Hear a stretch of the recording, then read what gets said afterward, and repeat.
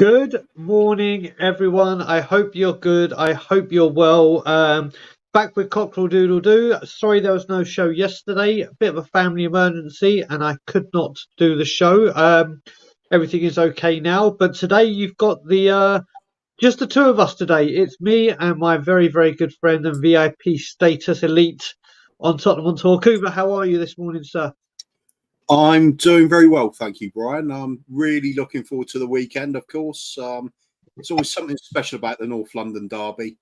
I mean, we often joke about seeing Arsenal relegated and stuff, but I'd have none of that. I really love these derbies. There's something special about it. I think especially so when you have the privilege of actually going and seeing it live yourself. You realise just what an occasion it is for both sets of fans as well. They'd be lying if they said they wanted Spurs relegated as well. It's one to look forward to. Damn right. I mean, I've got to say, it's my first time going to the Emirates. Been to Highbury on many occasions, but it's my first time going to the Emirates. And do you know what? I can't wait. I cannot wait. And you're right. Do you know what it is, Cooper? I always say it. Around here in North London, there's something in the air the week before. There, you can just feel it. That suspense, the build-up, the rivalry between work colleagues and friends and family, it all comes up. We are going to talk about North London memories at the end. There's a couple of things we are going to go about. But first of all, let's just do our morning to everyone. So first of all, big up to fellow Tottenham Hotspur creator Amir Bukatovaki. Paul from Melbourne, Australia, big up. Pete, I saw this comment. Can't do it right now. We haven't got the setup, but people will know I take great interest in the youth academy and what's going on with Spurs, and that might be something we can facilitate for the under-21s when I'm back in Toronto. We have a better setup at Brian's studio, so it could be happening. Just a harmless potato. Big up, DJ Green Alert, as always. Good morning to you, sir, and hope British Gas come after Cockerel Doodle Doo. They're always late, so let's hope so.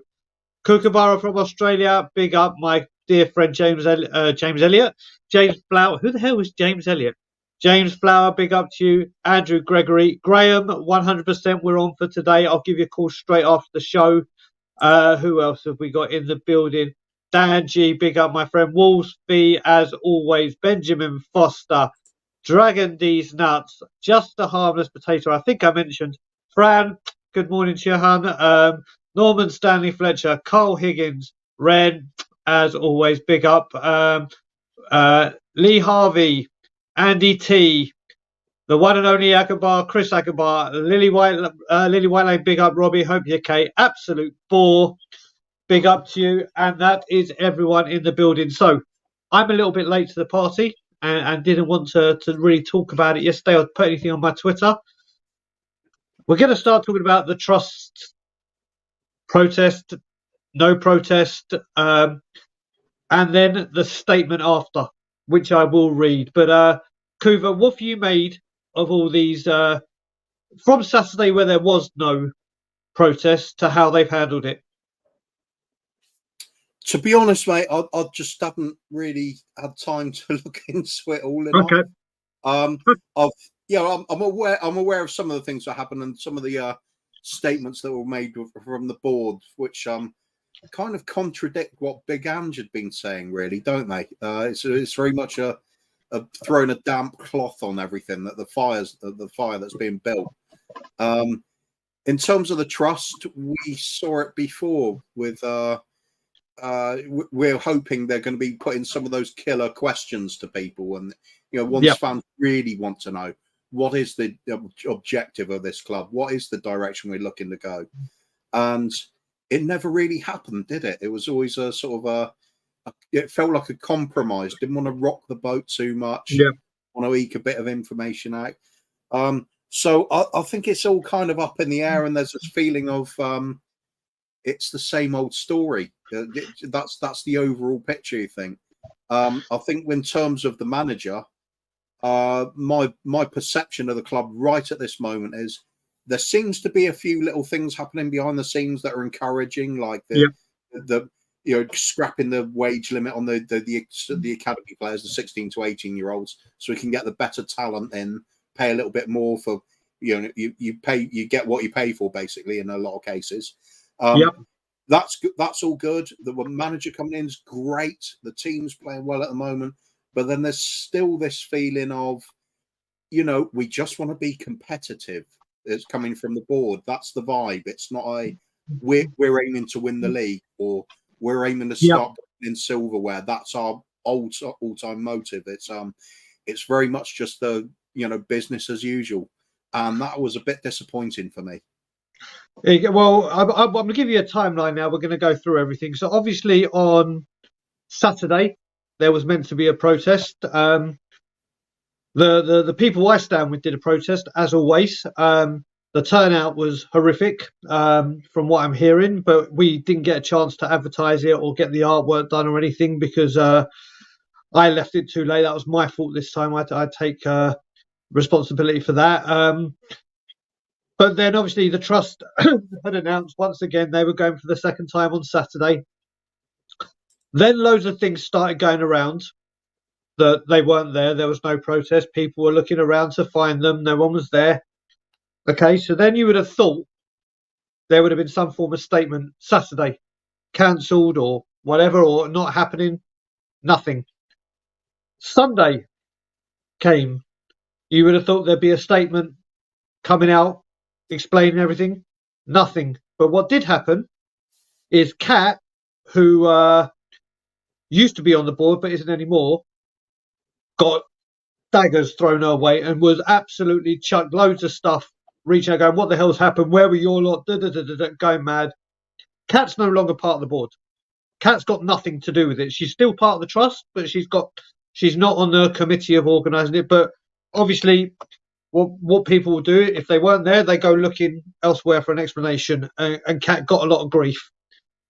And then yesterday, the trust issued a statement, and I'm going to read out that statement right here, and we're going to dissect this, Kuva, because for me, this is the biggest load of bollocks I've ever heard from a... So here we go. As many supporters will be aware, we have planned to stage our... Remember, this is on Monday. The protest was going to be Saturday.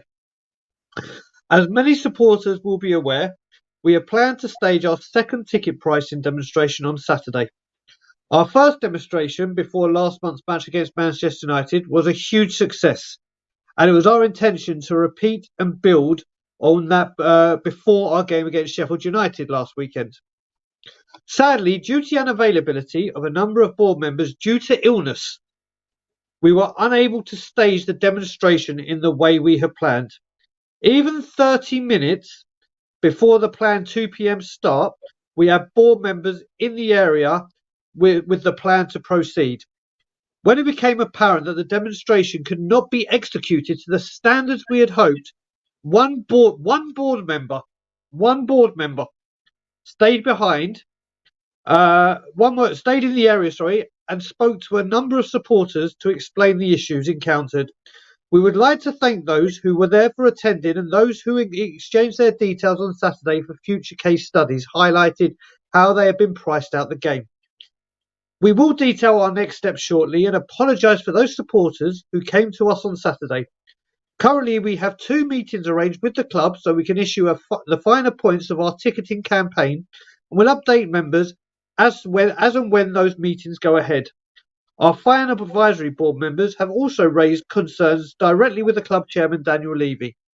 If you'd like to volunteer to help at any future demonstrations, please email us on this email. Now, Kura, I'm going to let you go first, but if this is not the biggest load of the dog ate my homework, I left it on the bus, codswallop, I don't know what it is. I will have my say after you, but I'm going to allow you to go first. Like I said, I think you just summed up already. Dog ate my homework. It's if you're organising a protest on that kind of scale, it doesn't matter if the leaders aren't there. You've got something in place already. I mean, you would turn up anyway. Somebody will take over. The very fact they're asking for volunteers to help, or you'd assume that was happening anyway. Why does it have to go run quiet or cancelled? You'd go ahead anyway if it really matters that much. No, I think it's just a case of perhaps they thought, don't fancy it. It's not going to, too much time, too much effort. It smacks of that to me. It's an apathy sort of approach, but that's what I've always felt has been going on with large sections of the fans. Even myself, I haven't been on it as much as usual in terms of like protesting against the club this season because different circumstances. But I'm not going to sit there and say, "Oh yeah, go on, I'll be there, I'll be doing it, no problem," and then suddenly not there. It's a huge letdown. What's the point in protesting if you haven't got the heart to put into it? You haven't got the drive to actually go ahead with it, no matter what. There shouldn't have been anything stopping that if it's important. Really shouldn't. I can't see any of these excuses washing. It's just lame. It was really a lame effort. It's an effort at all. I mean, just token words, really, isn't it? As we've seen before. Yeah, I mean, what I will say with this is, and one of the people that stand regular with us and is part of our group, Fran, is in the building, and Fran will know we are there come rain, shine. Ryan, Graham and I, Graham's in here as well, have stood outside the training ground at 6 a.m. No matter what, when we say we're going to be there, we are there. Whether it's lack of numbers, whether it's abuse coming our way, whether it's anything, when we say we're doing something, we're there. Now, I find it highly suspicious because they're not all one big house. It isn't the THST, the Supporters Trust, big communal building where they all live. That all of a sudden there was a major illness that swept them all down. That took them all down that they couldn't do it. And they must have been so ill that they couldn't put a statement out till Monday. Must have been really ill. Must have been really, really, really ill to not issue anything since that. And also, they've turned all the comments off on their social media, so you couldn't respond to the statement. Now, the thing that gets me is they said one of our members stayed in the area. Now, I'm sorry, Tottenham Hotspur Supporters Trust. You're not a Spurs player or a celebrity. Were you wearing I am a THST Trust board member, or had a sandwich board, or had some kind of identification to prove that you were the guy standing out there, or woman? So one person stood in the area with a clipboard to take name and number. Do me a favour. The group that I stand with have a lot of grief thrown at them, saying that we're unorganised. We need better organisation. We need to do something. Well, we do it on the back of, I think there's about 100 of us that are in our group, on our WhatsApp group. But some of them live far and wide and can't protest and come up with ideas or promote on social media. But the hardcore that can get there every single week are there, regardless. So the fact that they're coming out and saying that, listen, we couldn't do it because we were all ill. We couldn't put a statement out till Monday. One person stood outside to let people know what one person could handle everyone. How do you know people coming for the protest? Did people identify you and say, "Oh, you're the guy from"? Listen, I don't know how many members there are of the supporters trust, but I'm sure there's a few hundred, if not thousands. And everyone knows what this one person looked like. If Cat was standing out there, people would know Cat. Cat's very well known. People will go up to Cat. It wasn't Cat. Cat went there. So did Martin to attend. Even they didn't know anything until that statement. And I spoke to Cat on Sunday. I responded to her tweet, and I sent her a message privately, which she responded to. And she weren't happy. She weren't happy at all, and rightfully so. The fact that people are going for Cat, I just don't get it. I don't get it. Yes, she's part or was part of it. Yes, she went on streams to help promote it. But how this? I mean, this now. Well, like I said, when it comes to our protest, Coover, and you know all about them very much so, and you help promote them. You know we're going to be there. You know that's going to happen, and it's like we build up every single time. Like I said, whether people love us, hate us, don't care either way, think protesting doesn't work or whatever, they know we're going to be there. I think the trust have just gone and shot themselves in the big time. A, not turning up. B, not announcing it beforehand. If they'd come and announced it beforehand, okay, can't be helped. There's a thing, blah, blah, blah. I think they've lost every single bit of clout they had or any chance of any kind of movement. What, do you agree? I absolutely agree. Let's give an example of how you do things, even at a more amateur level. Look at the fan base on YouTube. Supposing you had We Are Tottenham TV one week where the Twins can't make it. What do they do? Do they close up for that weekend, just not put shows on? No, because they know people are coming in to tune into it. They know people are interested. They've got contacts all around the YouTubers, so they'll get guest people in. If they go to a game, you'll get the likes of Barry coming on and doing his bit, and the guest presenters each week. It goes on. You got backup plans. Illness wouldn't come into it. It's not an issue. It just, for me, it just smacks of complete apathy. And we're going to do this thing as like a token gesture, but when it comes down to it, there's nothing there. It's meaningless. It's hollow words. It's a lot of smoke and no action behind it. It's well, no, it's not even that much smoke, is it? It's just nothing at all.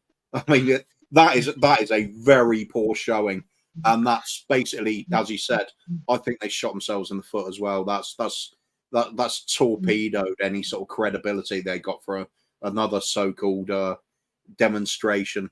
Are they really that bothered about it, or are they just trying to get fans on board with saying the right things, but ultimately doesn't matter?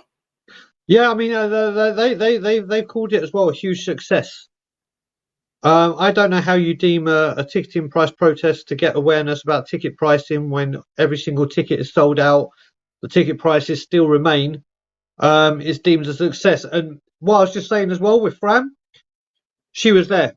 I can guarantee she was there, and she would have been standing where we stand.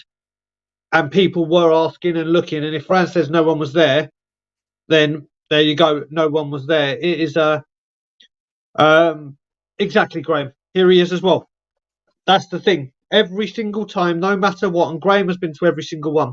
I've missed the Crystal Palace one because of illness. I missed this Saturday because it was one of the last chance to see my nephews and niece and Jewish New Year. But pretty much I will be at everyone. Obviously, I can't be after Liverpool because I'll be back in Toronto. But the fact that this has happened, any kind of weight they had, and they were gaining it. They were gaining it. I mean, hell, we even went and supported it. We even closed or finished our protest against United earlier, put everything away to go lend our support as a show of solidarity and issue an olive branch just for that to happen. Colin, I saw your question. We'll deal with it at the end, my friend. We'll move on now because obviously we'll move on to there's another meeting planned today, Kuva. and it's There is. one with Min Sun and Postecoglou and a chairman. Now, I will let people know we may have a bit of an exclusive this week, whether it be tomorrow night or Thursday. But someone I know and trust very much so. He was going to be coming on the show with me yesterday, but obviously we had with me in family emergency, couldn't. He is going tonight. He's not part of my Levy Out group.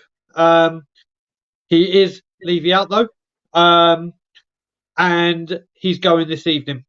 And on Wednesday night or Thursday, I will be doing a live or pre-recorded exclusive with him about everything that happened in that meeting, with no smokes and mirrors, just literally the pros, the cons, everything.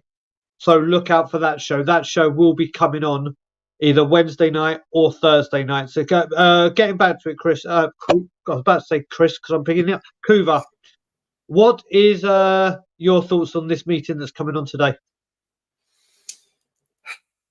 You know, when we first heard about these meetings being set up, we thought, okay, that could be a step in the right direction, couldn't it? It's a bit more transparency with the club, but it seems to have very rapidly developed into what we're expecting at the deep down, isn't it? There's the right things being said by the manager, right things being said by the players, and then when it comes to the ones you really want to hear about with the long-term future of the club, it's the same old rehearsed, pedalled out statements that ultimately mean nothing. It's like, oh, we're a football club, so we're going to be here. There's nothing more than that, really, is there, when you hear from the board members?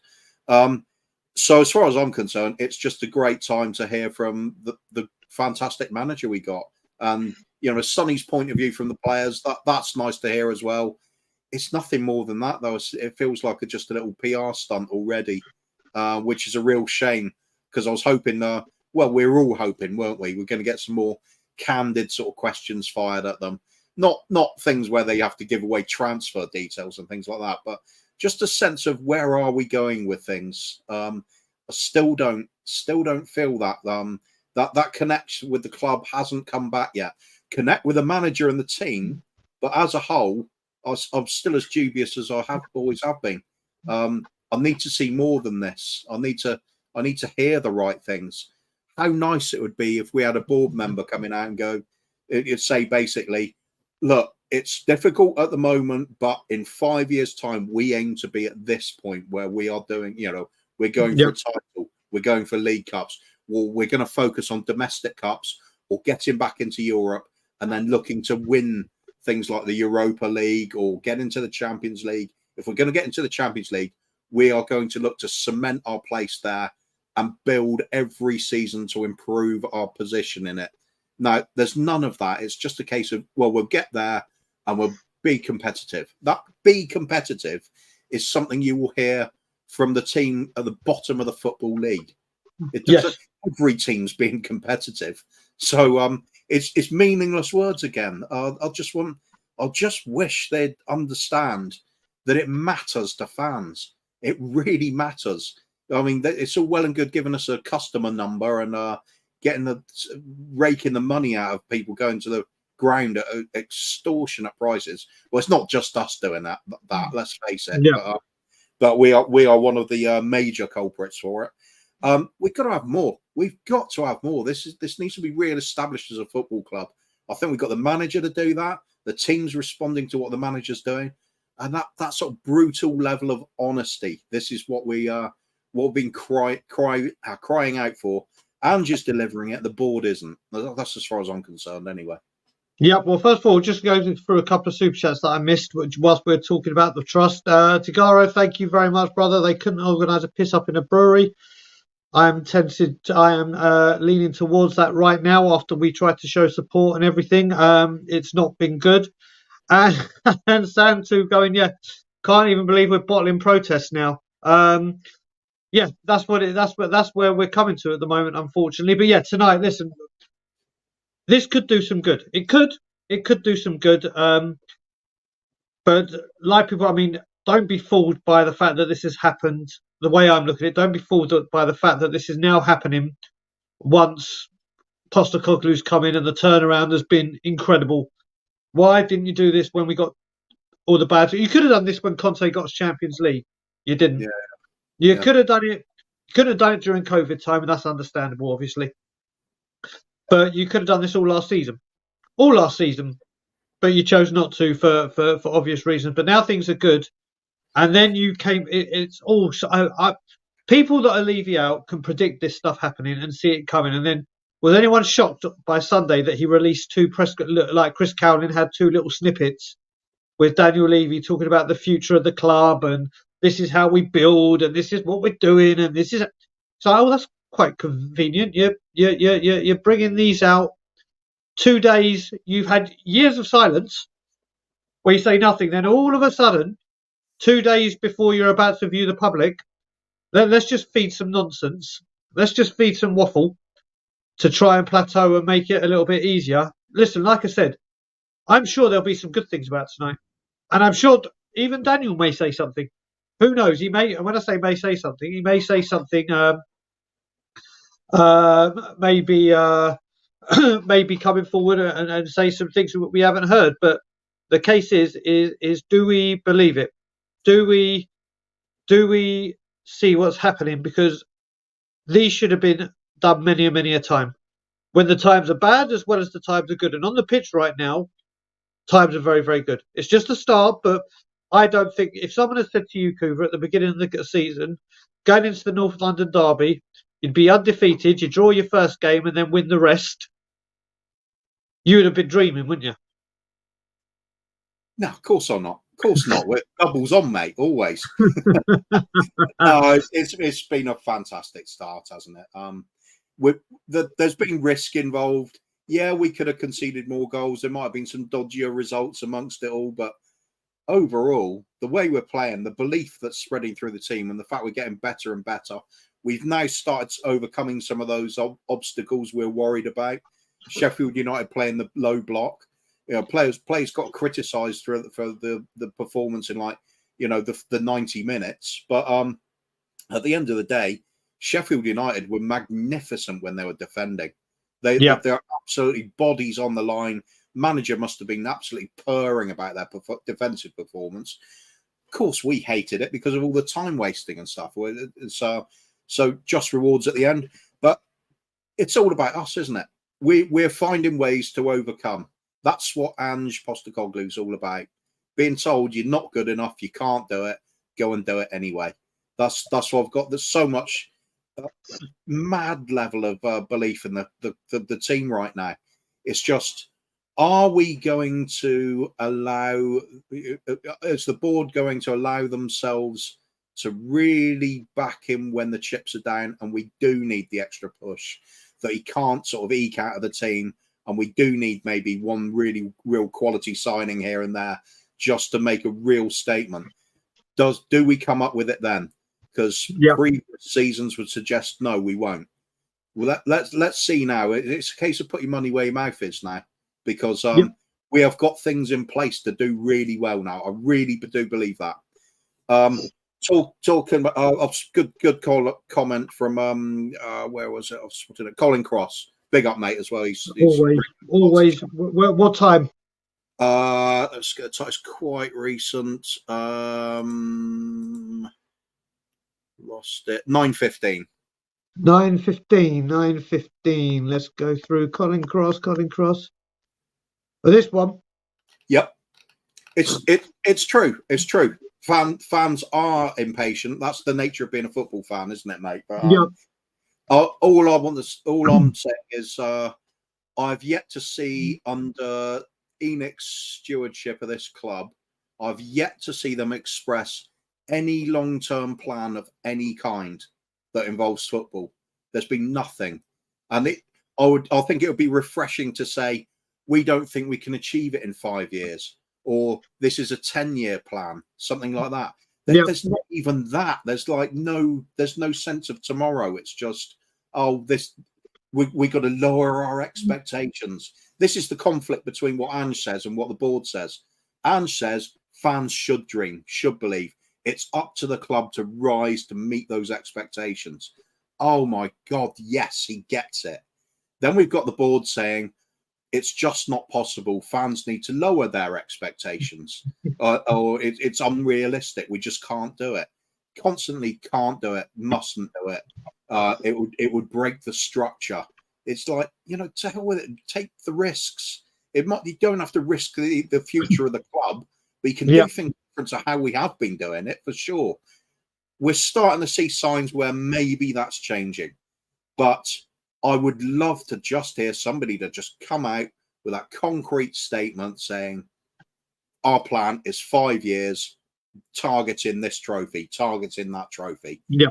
Know what the plan is. No more of this where we're having to guess things like, are we sacrificing domestic trophies to chase league positioning? We want it clarified. What are we doing? That would be lovely to hear. Even if it is a longer time frame than people want to hear. And as Colin said, 5 years. A lot of fans will go, "Oh, Jesus Christ, can't wait that long. We want it now." But it's like waiting for Christmas, isn't it? You know it. You can see when the plan is. We're going to be opening the presents then. Just wait. And then if you're being let down or not. It means the club has made itself accountable. One thing they never do. Yep, you're right. And I'm going to go on. But Steve, I just want to say, if you're an outsider looking in and things look good to me, why be so negative? First of all, if you're an outsider looking in, obviously you don't know everything that's going on inside and what's been going on over all the years that they've been there. Listen, things right now on the football pitch, even I will say right now, is one of the best I've ever seen in a long, long time. And I have always fully been behind Ange. I will always fully be behind the team. It's the board I'm not behind. Just everything that's shiny. What's that thing? Everything that glistens isn't shiny, or whatever it is, something like that. I can't remember the exact terminology, but yeah, there's a lot more going on. But right now, as things stand, the football inside is swimming along, but it's been 5 games, 6 if you include the Carabao Cup. It's when things start getting really interesting, when we might be pushing for top 4 or even a title push. Does the board back the manager and listen to what he says? If we go on a bad run, what does this chairman do? There's loads of caveats to what could happen, but like you said with the plan, Cooper, I don't know if anyone's watched the Newcastle documentary on Amazon. It's brilliant, but it will make you sick. It will make you sick, because even the first question that the Newcastle owner is asked is, what's your plan for Newcastle? And it was to be number 1. Why would I be in this if it isn't to be number 1? And when asked about, what's your involvement on the footballing side of things? And he said 0. He was like, I don't know football. If I wanted to be on the board, I'd just sack everyone. I hire people that I can trust to do that job. I'm here to help them with getting their targets. But for the footballing side, off we go. Steve, this is it. Bang on, my friend. This is exactly it. That is the problem. Listen, when things are good, they're good at the club. With Pochettino, everything was good. But then the manager wasn't backed, and then everything happened, and so on and so on and so on and so on. But this is the thing, like you said, Cooper, if they come out and say right now, okay, it's a 5-year plan to win the league or a trophy, at least there's something set. Well, Steve, also, I'll let you know, this is the kind of thing that gets to us, or gets to me, and also got to a lot of fans, is last January when the trust came out again, and they popped up, like they always do, when the Levy Out Brigade or the Levy Out crew, whatever you want to call us, started getting very, very vocal. All of a sudden, the trust come out with a statement and they put something towards the chairman. And the first question that he responded to in January, the first question was, could you tell us about the immediate and long-term strategy for the club? And in the very first sentence, he said, in the past, in the last 16 years, Spurs have qualified for Europe 15 years in a row. It's like, well, wait a minute, you weren't asked about that. You were asked about that. So that's the problem we have. And if they came out and said, right, 5 years, Cooper, we want the FA Cup and to have a serious title push, you're like, okay, you said 5 years. There's not, oh, yes, we're expanding revenue streams or we're doing this, we're doing that. You're doing that. This is where the target is. Whether people believe what he says, at least he's issued a timeline. Yeah, that's right. That's right. That, that, Like I said, until they're accountable for it, then all of the talk is meaningless. yeah, They could say whatever they like. Colin again coming out with a really good comment. this one, 923. Yeah, there this we go. one, Absolutely, mate. It was simpler times back then and much better, wasn't it? We could just yeah, concentrate on the football. You never had these celebrity club owners and things. It was, you just concentrated on football. Transfer prices and things like that didn't matter. It was all about what was happening. One team against another, bit of banter between the fans. None of the rest of it matters. Social media's wrecked a lot of things, in my opinion. It's the microscope is under everything when it shouldn't be. But we've got to also accept that that is the way things are now. So if it's there to be looked at, you're going to look at it. So we're forming opinions on things that we're not fully informed about, because we are, as we know, we're kept in the dark about most things. You have to do that to an extent with clubs. Obviously, it's not. You can't have literally just fans walking through while you're doing day-to-day business deals, for example. But the rest of it, I think there's a feeling of that's a horrible cloud of mystery around the club that there shouldn't be. You see, I'll see things like although he tragically passed away in that helicopter crash, the previous Leicester owner, forgotten the name. It was one of those a long name to remember as well. But you saw the connection with the fans, and he was saying, this is what we're going to do. And even when recently they said we're going to have a bit of a struggle with buying players for the next few years because we're going to be building the stand, it was just a complete transparency rather than coming out and saying, what we did, we're going to build the ground, but it's not going to affect our transfer policy because the borrowing is minimal. Yet the narrative comes out with still as an excuse for I think this is the thing that annoys me more than anything else. Levy doesn't have to defend himself because we get a section of fans who were hell bent on defending him over everything. Why is that so important to fans? Why isn't it what's happening on the pitch that's important? yeah.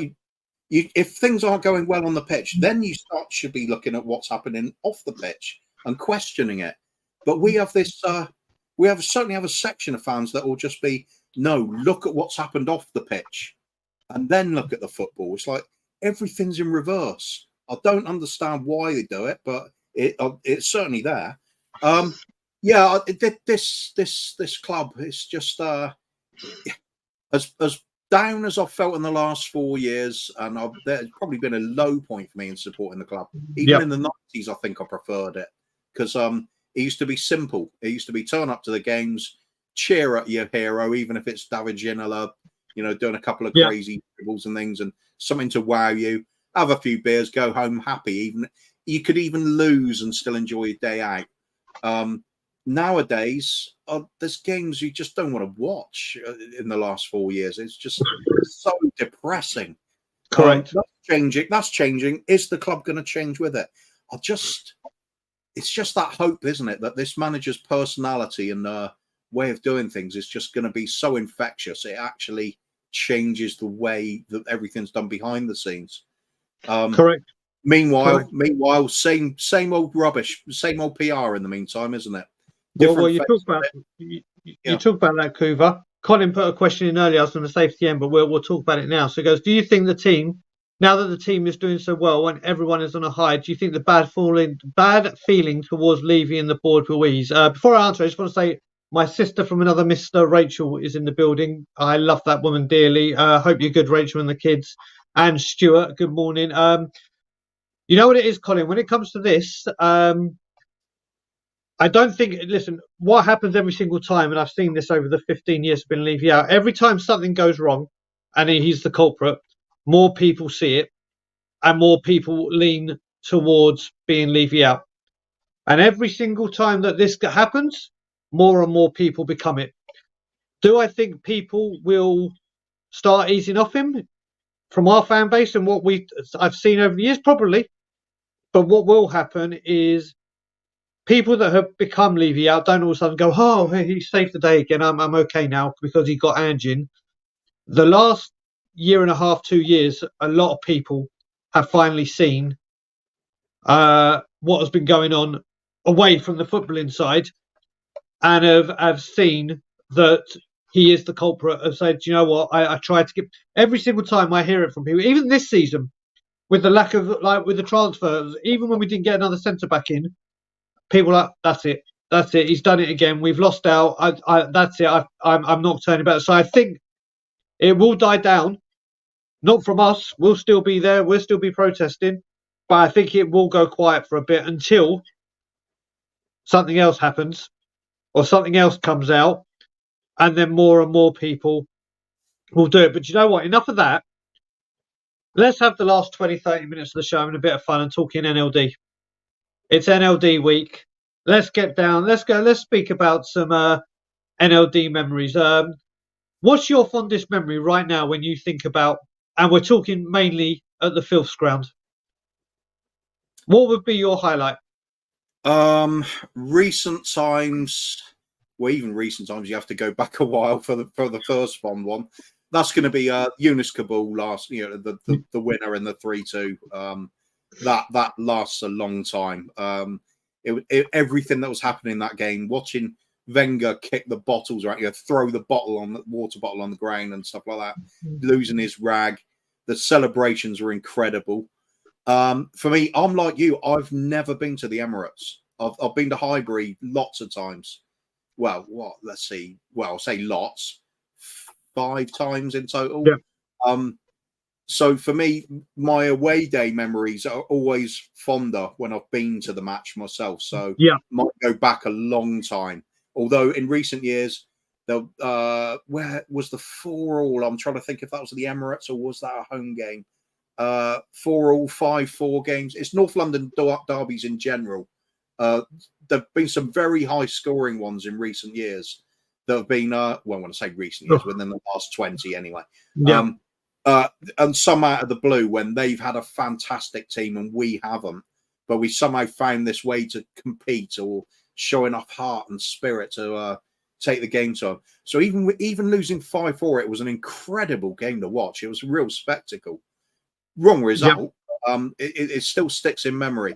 The 4-4 was fun because that was Harry Redknapp's first home game, was it? I've got no. That was the first away game. We beat Bolton, but I'll tell you what, I've got this is my favourite reason, Stephen. I've just seen your question. We'll deal with that right at the end. I can see people in the comments already commenting. That 4-4. So I was in a pub watching that game, and I think was I drinking then or I just stopped? I can't remember. I think I just stopped. Well, whatever. I was watching it in a pub. My best mate away from YouTube and everything is actually an Arsenal fan. I met him in Israel. His name's Jerry. And he took his dad to the game. And I was like, okay, enjoy the game. Anyway, he gave me a call when he left the ground, pissing himself with laughter, having a right joke at me, going, ha ha, you lost, you got battered, ha ha. And then you got to remember, this is before social media kicked off. This is before smartphones had come out. So you couldn't just go on the internet. You couldn't just do anything. And he's pissing himself laughing at me. And I was like, why are you laughing? And he goes, we just battered you, 4-2, 4-2, ha ha ha ha ha ha. I was like, mate, did you leave early? He was like, yeah, we left at 4-2. I was with my dad, wanted to get the train home. I was like, well, then you want to shut your noise up and stop laughing. And he was like, why? And I go, well, it finished 4-4, mate. And he was like, oh, yeah, you're taking the piss. I was like, Jerry, I am not fucking joking. I'm not. I was like, Jerry, are you by a pub? And he was like, yeah. I said, go walk into a pub and ask the score and call me back. So he goes, all right, put the phone down. And he was going, yeah, you're talking bollocks. Yeah. Walked into the pub, called me back and said, don't call me for 2 days, and put the phone down and switched his phone off. And because of that moment, we now have, during this, every time Spurs play Arsenal, we have set a 2-hour calling off period after the game.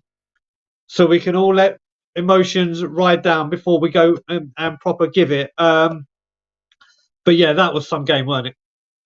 Certainly was. I understand where he's coming from as well, though, because I used to love this. Get carried away with it.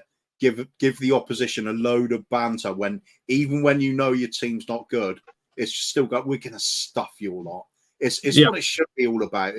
It's fun. It's that raw sort of sense of tribalism and backing your team no matter what. It matters so much more on North London Derby than it does on any other. Let's face it.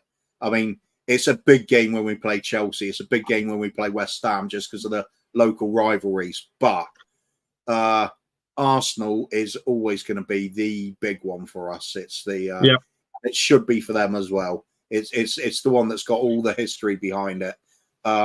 Usually, for a long time, it always used to be a close run thing. You know, the results would be fairly evenly spread between the two. But we had that shocking run through the 90s where they had a good team, we didn't. We've struggled to recover from that. The feeling right now is I just feel we can go anywhere and take on the world. It's nothing to do with being logical about how the team is or looking at tactics or, you know, little statistics. Yeah, it's to do with how I feel about the team at the moment. At the moment, I'm chest out and proud. It's this team's doing things, and I think we're going to give them a hell of a game. I really do. I think we're going to be fighting them, scrapping them, showing a bit of quality and pace as well. Some of the signings we made are going to fit in well. Brennan Johnson, I think I've got this hunch he's going to be scoring a significant goal in this game.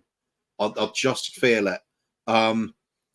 Whether it's the winner or an equaliser or something like that, something dramatic. Anyway, I think I really feel like we're not going to lose that. Whether it turns into a win or not, I'll take a draw if it's need be. But I just feel that Ange factor at the moment. I think it's going to make the difference. They do not look good this season. They're not playing that well. Scraped through against Everton in an absolutely awful game. So I suppose you could say, well, they're finding a way even when the things aren't working out for them. But so are we now. That's the bit that's overlooked. We're also so I'm really looking forward to it. Tying into favourite memories though, I've got to go back a few years. 1980s standing room. It wasn't all seaters back then. Smaller grounds, but somehow it felt like bigger capacities at the same time because you'd be really packed in there. And there's two North London derbies in a row on New Year's Day, 85, 86. The 86 one is remembered not for the football. I think it finished 0-0 in that game. But it's the infamous one where Graham Roberts smashed Charlie Nicholas into the stands. Oh, God. I remember being there. Away fans would be around the clock end at the old Highbury. And I remember being there and we're all looking across and everybody's like laughing their heads off, but thinking, oh, God, has he killed him? It was such an amazing impact. The advertising boards were busted out, ended up both players into the crowd. And if I remember rightly, they had to use smelling salts to bring Charlie Nicholas around. Back in the 80s, though, you come around, you back on the pitch. He didn't complain about it, just got on with the game. Fair play to him because he got hit by a runaway train. The ref didn't even book Graham Roberts at that point. But then later in the match, Graham Roberts just kept doing it. He was going in full throttle, steaming into tackles, badly timed, didn't give a monkeys. And it's like the ref booked him a bit later on because he felt he had to at this point. The crowd were absolutely crucifying him for not sending him off. It was amazing game. So that's one of my favourite memories for the sheer impact. I've never seen one player charge into another with that force before in my life. That really stuck with me. But the year before also, an amazing game when they took the lead. I think it was Tony Woodcock, possibly Paul Mariner had scored the opening goal. And we came back into the match, equalised, and then Garth Crooks grabbed a winner. And as much as the goal celebration was fun, it was the same player, Graham Roberts, just trotting to the halfway line, and he's giving all the fans in the posh boxes at Highbury 2 fingers on his way back. You can't get away with stuff like that anymore. Back then, it was just pure banter and loving it. And the other thing I remember that was always great back in those days is it was named the Clock End, the way stand. and because it had a big clock in there, they'd made some big deal of it. Our fans used to get up there and mess around with the hands on the clock almost every time. We're really bad. None of the other fans seem to do that, but we would always do it because, it's Highbury. You've got to give them as much grief as you can. Yeah, have to. They eventually, I think they put some boxes in there just to stop people being able to climb up there. So it kind of lost a bit of that comedy element. Of course, now people would have been absolute hysterics about it happening. Health and safety, and at the very least, and completely. Yeah. But back then it was just fun. A few people having a few drinks and doing something stupid on the way end is what it was all about. The other one that springs to mind is I believe they were the first team to put in a giant screen in the ground. Yeah. They had it for about 84, I think, something like that. And it was only there for 7 games, apparently. When did it get taken down? When they played us, and we beat them. And I think that was that 2-1 game. And then the screen just magically disappeared. It was like, you've just been humiliated by your arch rivals in your own ground, and it's all over the big screen. Oh, that must have been lovely. But Bryce put something in here that he's asked me to read because I'd seen it already, Bryce. I've got a significant feeling that when the dust settles and our story all went with the big climatic twist that Brian Daigle is in fact the love child of Daniel Levy. Not a chance. I can confirm the DNA tests have been done with my parents. They are mine. They are mine.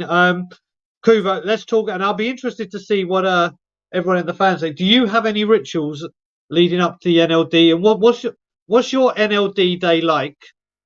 Win, lose, or draw?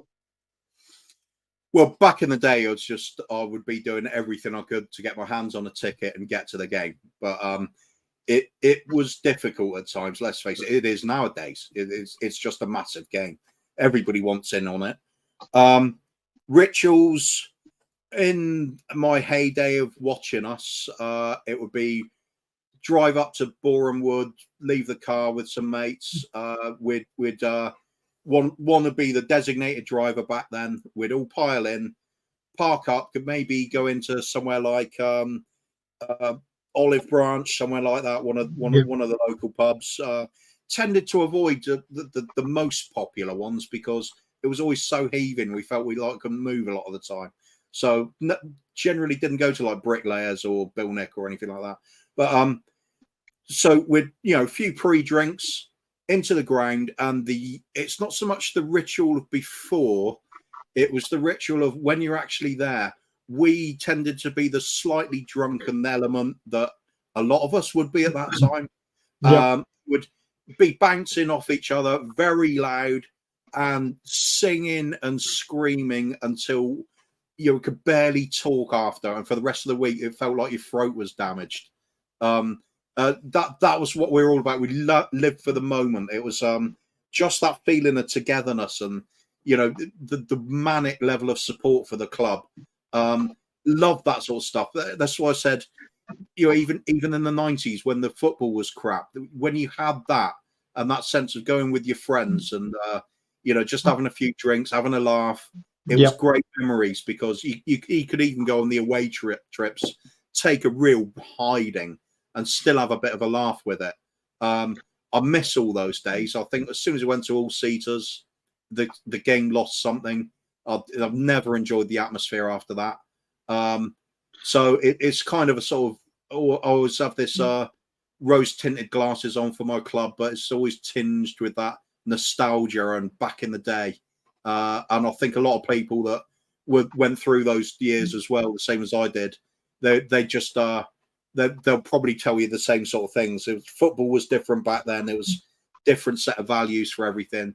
It wasn't policed by both the FA and football in general as much as it was now. You could get away with stupid stuff back then that now would be absolutely you'd be in huge trouble for. There was more characters in the game as well. I felt you could get away with the silly stuff. you could get away with being a hard man and sort of putting a few people into the stands like Graham Roberts did. There was a lot of other players that were very hard players back then as well.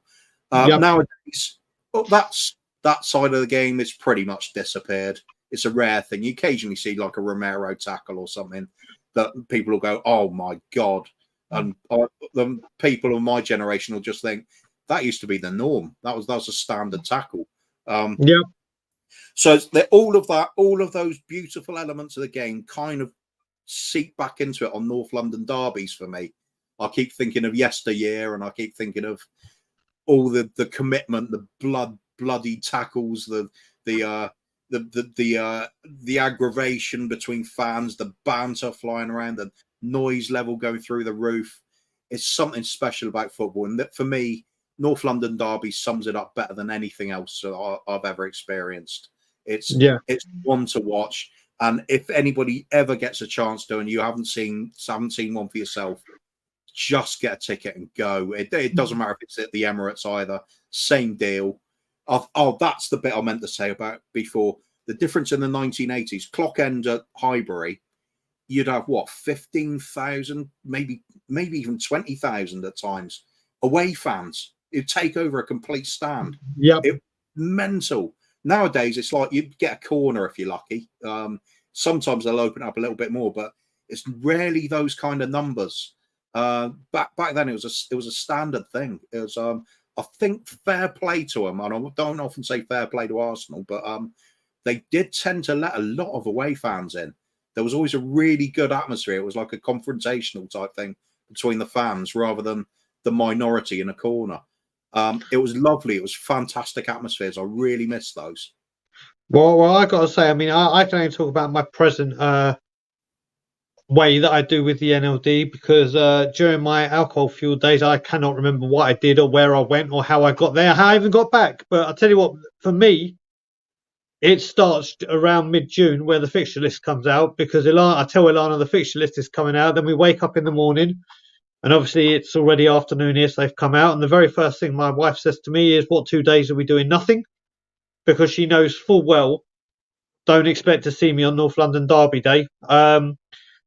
North London Derby Day, in the night before, I hardly sleep because I'm so pumped up on adrenaline and whatever, and excitement and hate and fear and every single emotion you can feel. I will watch anything Spurs Arsenal, whether it be a replay of the 1991 FA Cup semi-final, whether it be the all the good stuff, top 10 NLD goals, you name it. And then basically during that game, I don't know if I'm not like everyone else. I'm absolutely fine on the morning of it, all pumped up and ready to go. But as soon as the team list comes out with an hour to go, that hour feels like a month and a half. Yeah, it does, doesn't it? I'm just like, oh, can this just kick off? My stomach gets in knots. I'm just like, oh, for God's sake. And then if we win, I'm a very, very happy bunny. I'm I'll stay out and celebrate for a bit. I'll go home. Me and Alana will have a wonderful evening. But if we lose, I will go home. No one talk to me. No one. My phone goes off, and no one will hear from me until Sunday. Apart from obviously stuff that we have to do for like when I go on We Are Tottenham TV or here or wherever. But I genuinely think this time, not just because I'm going, and like you said, Kuva, to anyone that hasn't gone to an NLD, if you ever get the chance, and it's like you get offered, you can go to 5 games or pay the price of 5 games to go to an NLD. Trust me, say to yourself, do you know what? I have to experience this. Whether you live in this country, whether you don't live in London, whether you live abroad, whether you live anywhere, if there's one game that you can get to and you go, right, I'm going to this game, I've got a chance, I've got a ticket, pay the price. Obviously not extortion. I'm not saying if someone says £2,500 unless you're financially secure and able to do that, because you will never see an atmosphere like it unless, like someone said, you go to El Clasico or you go to the Old Firm Derby. This game, for me, I still think, I mean, Cooper, do you think it's the biggest derby in the league? For me, it's by a mile. Well, we're going to be biased, aren't we? So, Like Liverpool United is a rivalry. and they're close. They're not in the same city. They're not. That is a huge game for obvious reasons. But right now. Yeah, possibly right at this point in time. I mean, it used to be a case of Liverpool, Everton, Merseyside derby would be a fantastic they're one. friendly, aren't they? They're yes, there's a rivalry, but their fans sit in the same stand. Could you imagine if you and I went and we took an Arsenal fan each with us sitting in an Arsenal top to an NLD at any time, or the other way round? If we went into the Arsenal end wearing a Spurs shirt, that's not going to be welcome. You're a bit of banter, whatever. You're going to get got. Oh, come on. No, not between you and I, mate. No, they'll be right. They're getting an earful, but it would be in good fun. It would be in good fun. I've got too many mates who are Gooners, so I can't, I don't get hostile with them. But oh God, give it the verbals without any doubt whatsoever. I think a lot of the games as well. When I was younger, I think it sort of made me realise how to behave, because I'd go with my dad and we'd be in like in the family stand and stuff. Totally different atmosphere at that point. So it only became really, really good fun when getting onto the shelf side and having a few beers. That's when I understood what it is to go be a football fan. Yeah, you're right. Times are different now. I mean, I remember days when I would be travelling to watch us at home. I'd be on foot and I'd have to walk past the Highbury.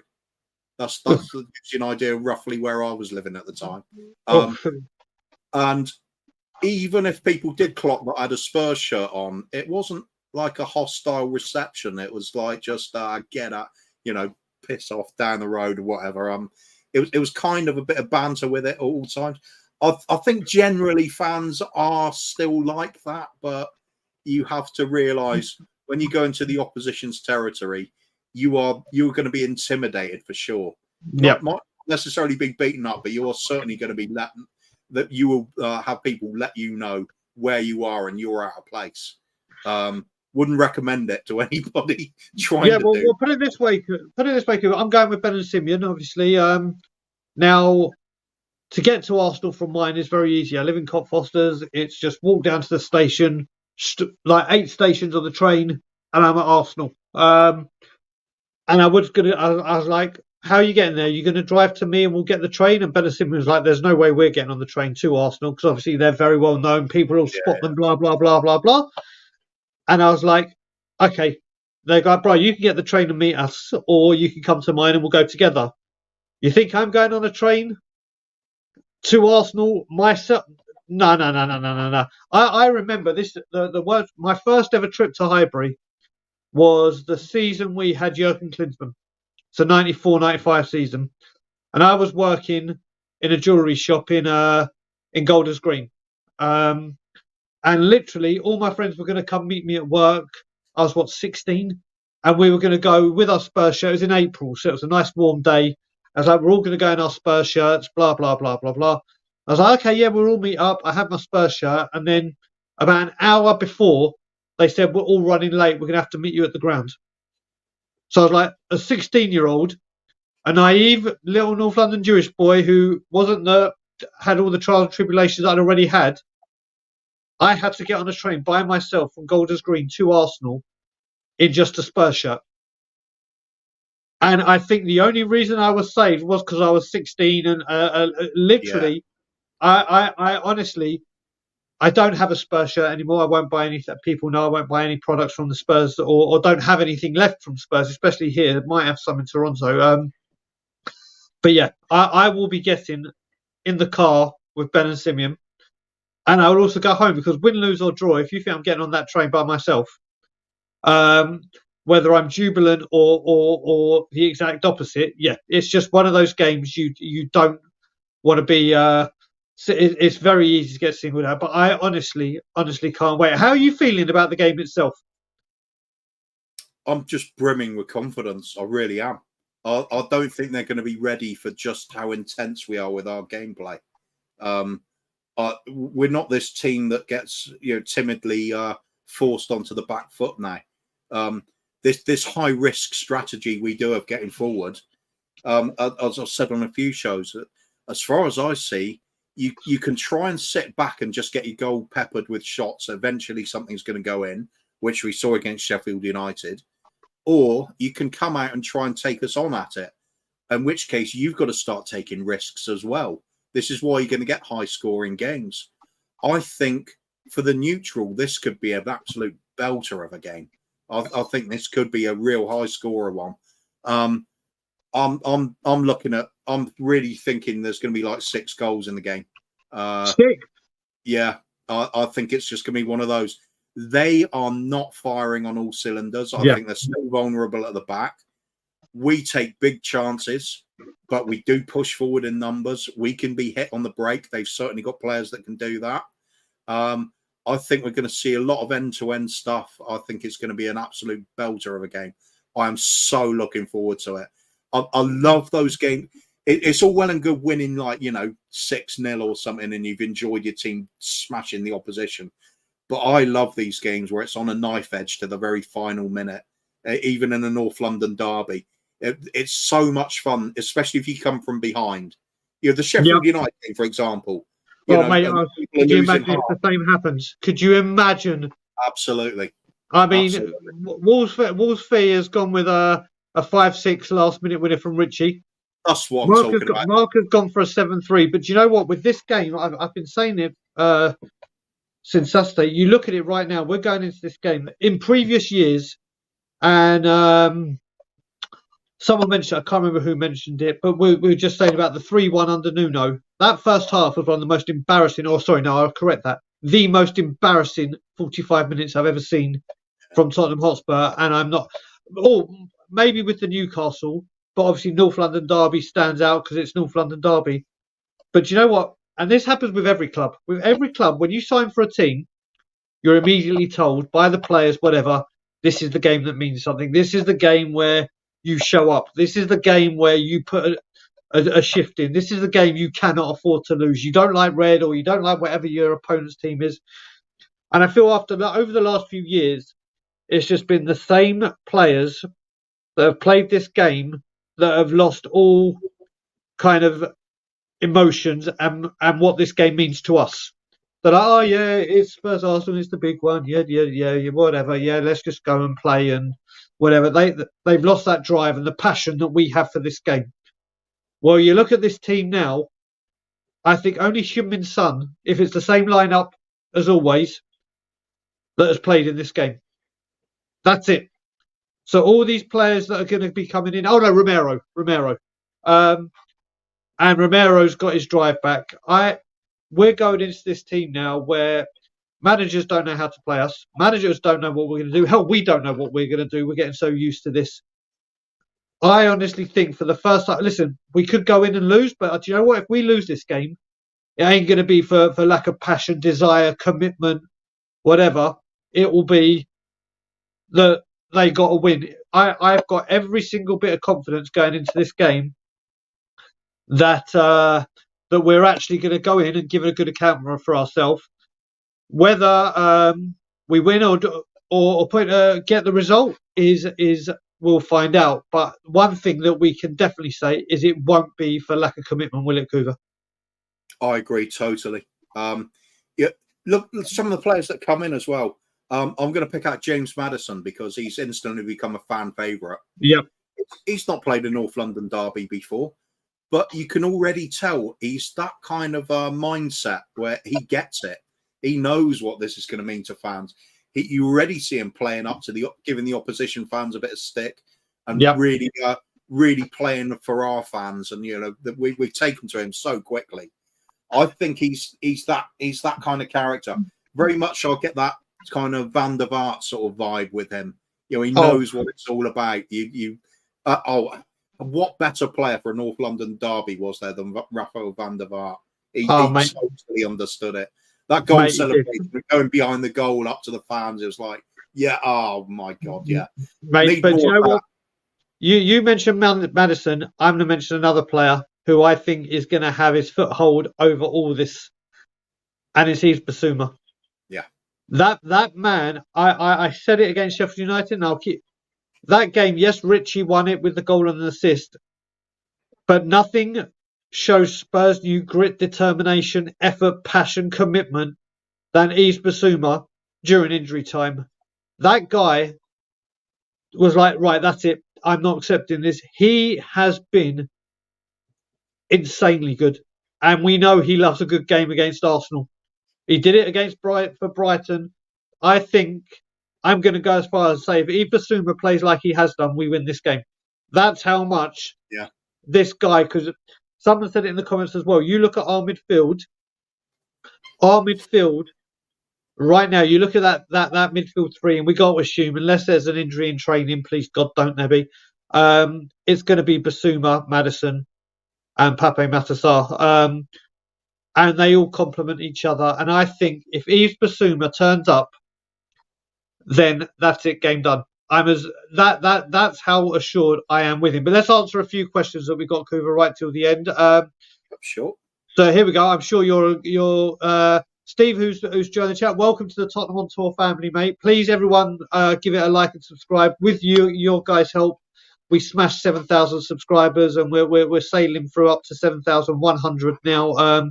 Big thank you to everyone that has subscribed and joins us regularly. There's a lot more content coming out. There will be a video I release shortly. Obviously, I'm going back to Canada saying how we're going to do things and whatever, because Cockerel Doodle Doo may have to change because I'm not going to be getting up at 4:45 every single morning.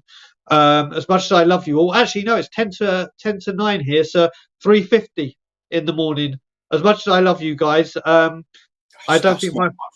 Where's your commitment? Come on. I know. And streaming and talking out loud at 3:50 in the morning whilst my wife and mother-in-law is asleep is going to do wonders for my happiness in the house. So yeah, that will be changing. There'll be a lot more on Australian time. That's for damn sure. So he's new. He's a new fan from Australia who is regarded as Tottenham's best ever team and player. Oh, I didn't see the best ever team. Oh, that may differ with you and me, but and player. But go on, Kuva, what's yours? Best ever team I've seen in terms of how we played was the peak Pochettino era. Yeah. I think some of the football was absolutely sensational, and you had rival teams saying, I would even say, look, you're playing great stuff. That gave me a buzz. But when you're talking about best, you got to look at success then as well. And so it's before my time. Super Spurs from the 1960s. Yeah. If you're a big Spurs fan and you just want to know a little bit about the history, start off with that period. That's where everything springs from me for about why I love the club. It's when my dad supported the team. He saw the greats, the Blanchflowers, the Dave Mackays, the John Whites, Jimmy Greaves coming in later after they'd won the double. So despite the fact my dad rates Jimmy Greaves as the greatest footballer ever to play the game, he didn't actually play in the double winning side. He came along after that, but he scored a bucket load of goals for us. We were amazing to watch. John White is one of the most legendary players we've ever had at the club, and tragically struck down by lightning. There's lots of backstories that didn't work out well for the club, but that period of time, we were world renowned as one of the best footballing sides around and one of the most successful. European trophies. It all sprung from there. There's an argument to be made a decade before we won the double. Arthur Rowe's team really popularized playing the push and run. Came up from the second division straight into the first and won the first division championship. Doing that style of football, that is basically what everybody plays today. That's how popular it was.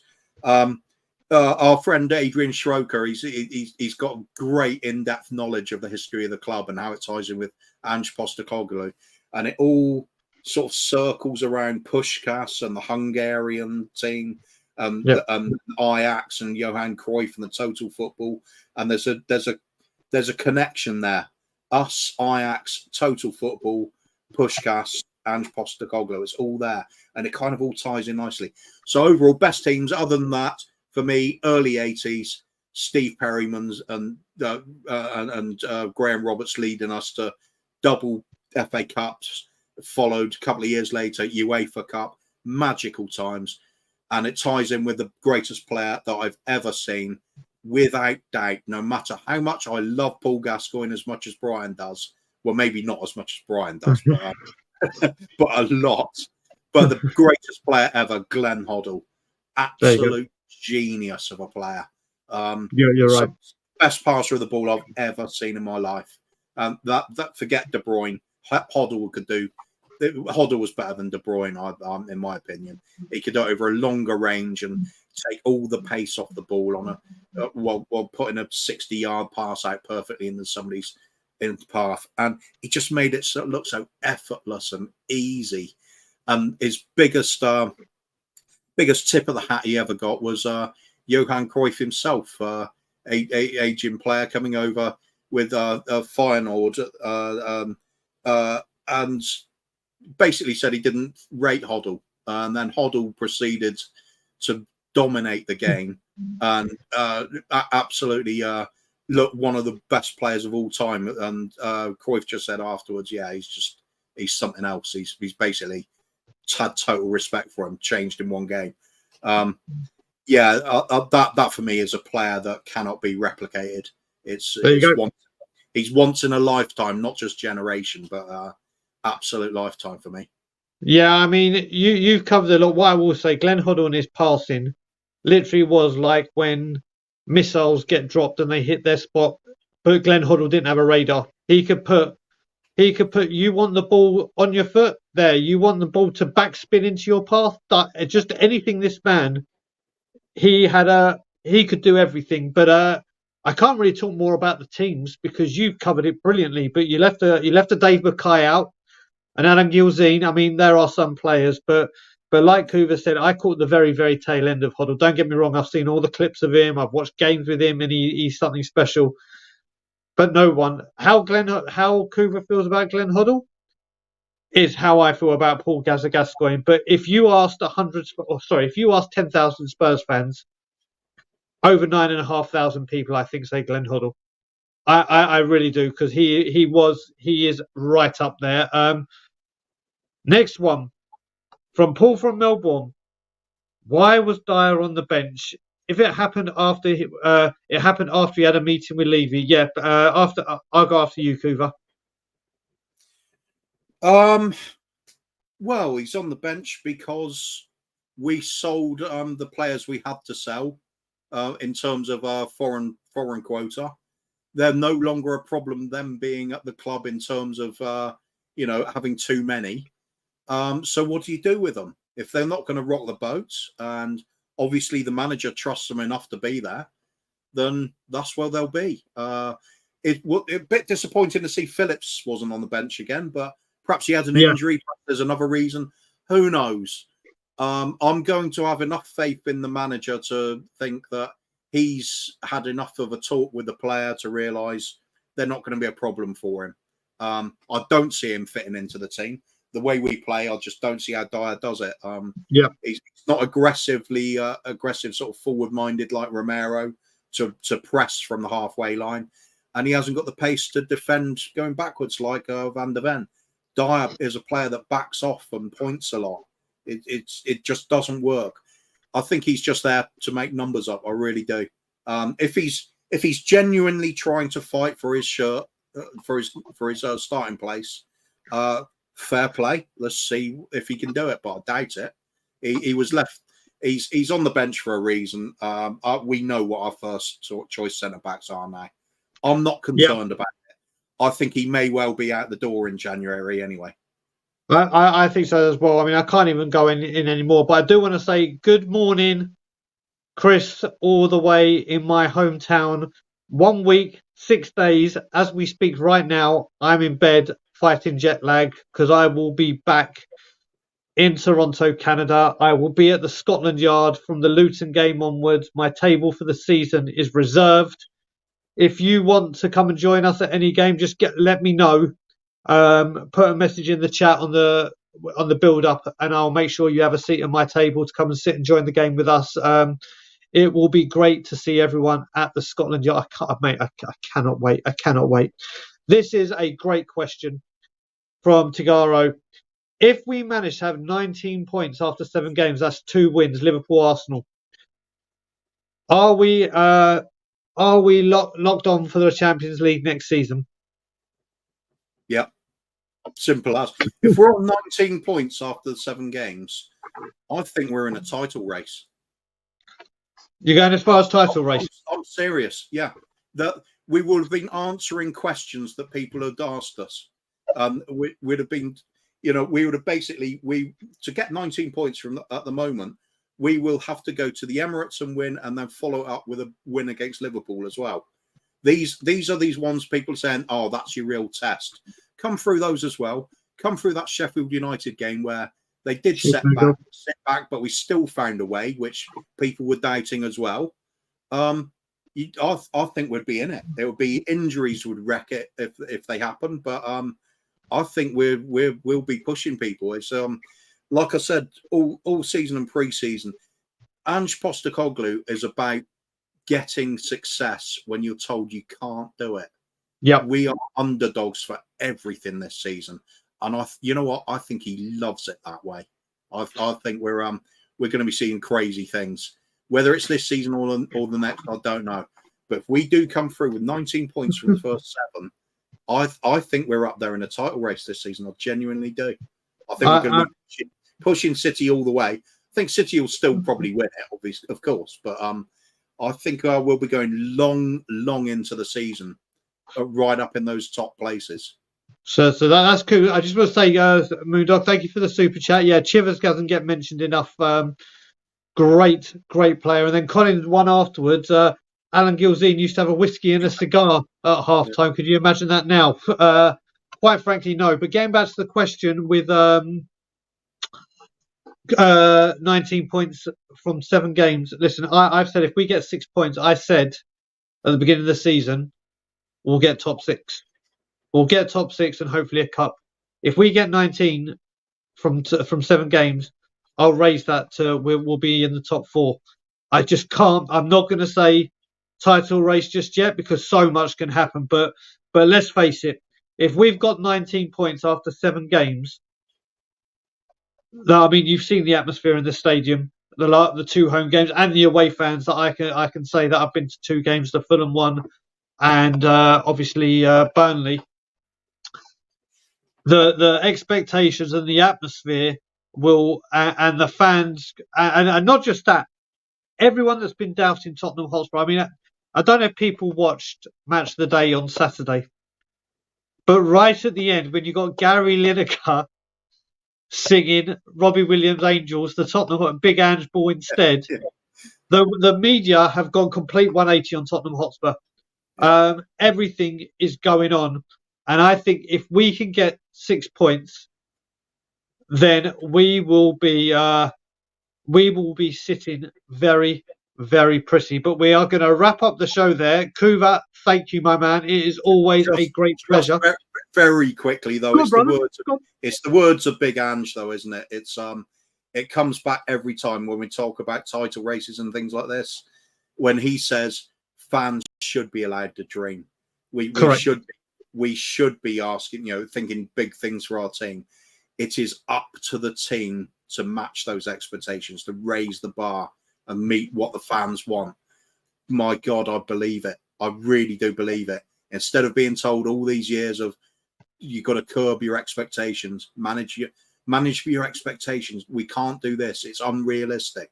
No, let's dream. Let's be unrealistic and let's go out and do it, because I believe this is the manager for miracles at this club, and we do need a little minor miracle to get things kick-started. This is the man, I believe. Without a doubt. And Kuva, where can people find you? Where can't they?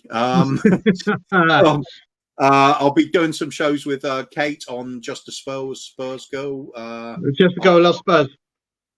Just a Girl Who Loves Spurs. No, sorry, what did I say? You know the channel. Whatever, yeah. I'll be doing Shelfside Spurs on Thursday. Bobby K and I will be joining Ben in the coffee shop on the coffee company shop on Wednesday. We'll be doing a Coov and the Kang on 3 Spurs Boys on Saturday night, and I'll just pop up all over the place in the meantime because I'm loving it and I love talking about Spurs again. Bring it on! Such a refreshment from the last 4 or 5 years where it's been miserable. Oh, it most certainly has. And Kuva, thank you very much for joining me, as well as the almost 200 people that joined us and 148 people currently watching. If you get a chance, please smash a like and a subscribe if you haven't subscribed or liked already. And we will be back tomorrow to talk more things NLD. Like, comment, share, and subscribe. And as always, Levy out.